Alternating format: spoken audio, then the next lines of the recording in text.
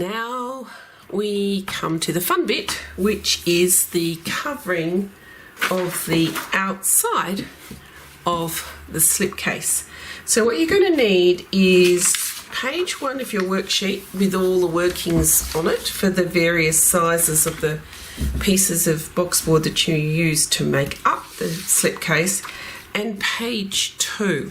And we're going to use some of the measurements that we worked out on page 1 to help us work out the sizes of papers that we need to cut to cover the outside of the slipcase. So the long side covers, which are these ones here on either side of the slipcase or cover, we need to cut 2 of those, and the size we need to cut it is the width that we worked out for the long side, which is 11.5 centimeters, plus 1.5 centimeters, which equals 13 centimeters in my case. And the height will be the height that we worked out, so 16 centimeters, plus 3 centimeters, which in my case adds up to 19 centimeters. So we've got the width of 13 and a height of 19. We need to cut 2 of those pieces of paper. Then we're going to work out the top. So the top is the width of the top. So over here, the width was 10.4 centimeters. And we're going to take away 0.4 of a centimeter. So that equals 10 centimeters for the width.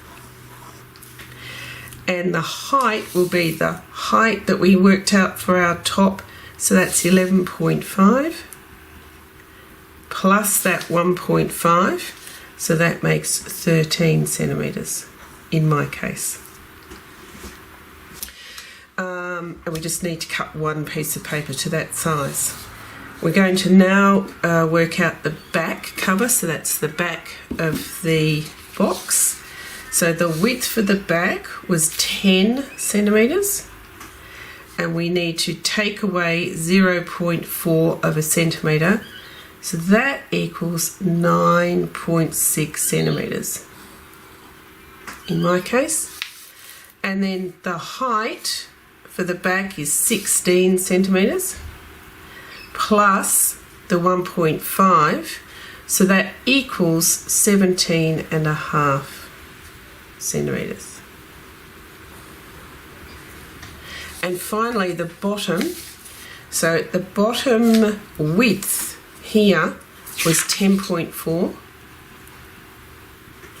minus 0.4, so that equals 10 centimeters, same as the top one, but the height is different for the bottom.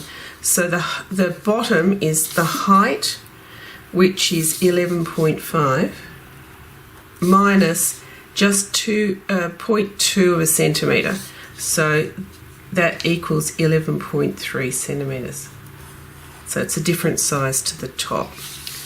Okay, once you've worked out your sizes, then you need to transfer those sizes onto your outside paper that you've chosen. So you end up with 2 long sides to the right size, a back and a top and a bottom. Then we'll go ahead and I'll show you the method of applying the outside papers to the slipcover.